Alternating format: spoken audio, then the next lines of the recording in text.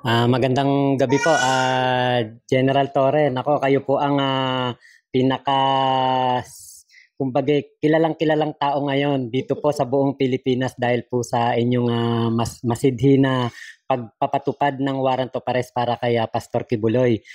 Sir, ngayon pong nahuli na si Pastor Kibuloy, ano na po ang plano natin ngayon? Ano na po yung magiging plano nyo or etong sa pagkakahuli na to, ano po ba ang mga pwede nyo pang gawin para po mahanap naman po yung ibang mga akusado? I think, continue lang ang trabaho. I think it's just another obstacle na na-overcome. So, may mga iba pa namang mga trabaho na nandito sa Region 11. Yun naman, nagtatrabaho natin. So, mag-stay pa rin po kayo ngayon dito sa Region 11 pagkatapos po? Depende sa mga boss yan. It's not my call. It depends on the boss. Actually. So, pag sinabi lang dito pa ako, dito. Kung sa iba naman, sa iba naman. Opo. Ano naman po ang masasabi ninyo sa mga tumutuligsa po sa inyo ngayon na yung pong inyong paninindigan, hindi nyo sinukuan, sumuko po ngayon si Pastor Kibuloy.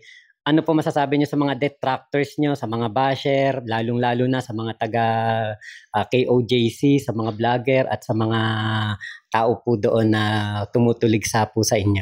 Ayos lang yun. All water under the bridge. Tapos na, move on na tayo doon. At okay lang yan. They have their roles. I have my role. And we played all our respective roles to the hilt. So, all ends well.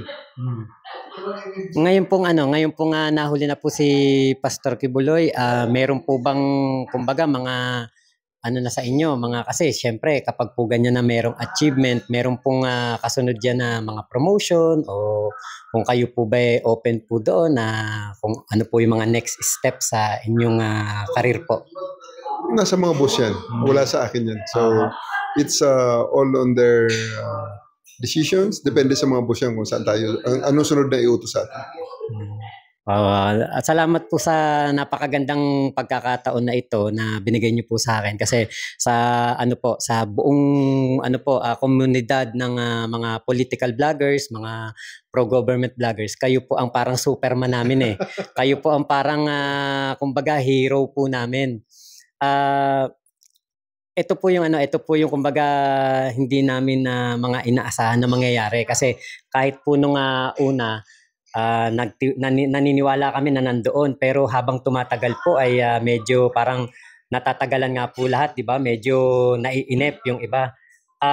Ano po yung kumbaga yung pinaka dahilan nyo at hindi nyo po ito sinukuan? Yung pong nagbigay ba sa inyo ng information po? Kasi katulad niyan, meron daw pong reward, di ba, na pinalabas. Ito po ba yung pong nagtimbre sa inyo ay tagaron po ba talaga o tagalabas? Maraming sources of information. At yan naman ay na-process at nagiging maayos na intelligence. So, well, at the end of the day, it's the work of everybody. Kaya, pro-government, hulog of government approach. So, lahat nagtulong-tulong, lahat nag-contribute. Opo. Ay, yung pong sinasabi, yung Proton Enix ba yun? Yung pong mga kagamitan. Kasi sinasabi po nung abogado na wala daw po yun doon. Wala daw tunnel, wala daw bunker. Pero doon po ba sa inyong pagsasurvey doon, yung pong sa inyong paghuhukay, meron po talaga kayong kumbaga malakas na, kumbaga yung sa kalooban nyo, andun talaga si Kibuloy? Yeah, we know.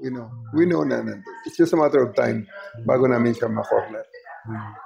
Pagkatapos po ba nito, magbabakasyon po ba kayo muna? Wedding anniversary namin ngayong mag-asawa. Ngayon pong araw na to? Yeah. So, andyan, may mga bisita kaming konti. May mga ilan kaming mga bisita dyan. Nababalikan ko na. Salamat po. Naku, buti naharap niyo po ako. Medyo po pala tong panahon na to, medyo busy talaga. Nahuli si Pastor, tapos anniversary niyo pa po. Maraming salamat po, sir. Last message na lang sa ating mga kababayan na humahanga sa inyo, na ngayon, iniidolo na kayo. Maraming sumisigaw. Next PNP chief, next senator. Mensahe lang po, sir. Maraming salamat sa inyong tiwala. Maraming salamat sa inyong mga suporta. And it really keeps me going na gawin tong trabaho na to. Maraming salamat. Salamat po, sir. Salamat po. Thank you po. Thank you po. Salamat po. Sige po. Thank you po. Ano oras ang flight niyo?